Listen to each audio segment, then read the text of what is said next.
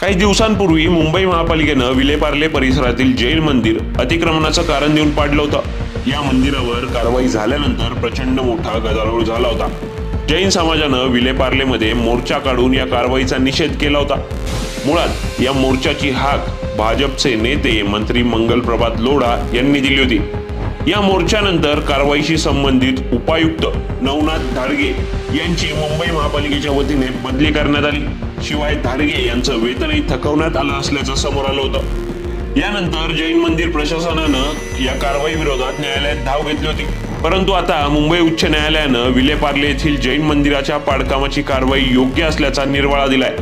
न्यायमूर्ती गौरी गोडसे यांच्या खंडपीठाने जैन मंदिर ट्रस्टची याचिका फेटाळत मुंबई महापालिकेची बाजू उचलून धरली आहे। तसेच मंदिराच्या जागी ठेवलेला राडारोडा उचलण्याचे आणि त्यासाठी येणारा खर्च वसूल करण्याचे आदेशही न्यायालयानं महापालिकेला दिले।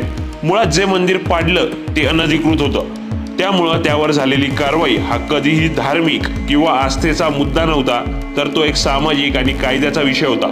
मात्र हे मंदिर पाडल्यानंतर भारतीय जनता पक्षानं सवयीप्रमाणे त्याला धार्मिक रंग दिला आणि रोज मुंबई महापालिकेत चक्रा मारणाऱ्या त्यांच्याच मंत्र्यानं त्यांच्याच सरकारच्या काळात मोर्चा काढत हा विषय उचलून धरला।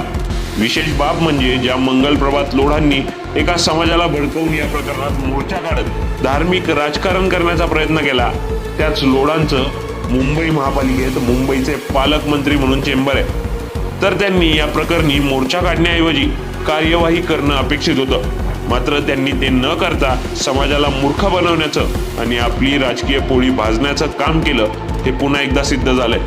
मात्र आता न्यायालयानं भाजपला या प्रकरणात फटकारल्यानं भाजपचा धार्मिक राजकारणाचा डाव उलथून पडलाय हे निश्चित।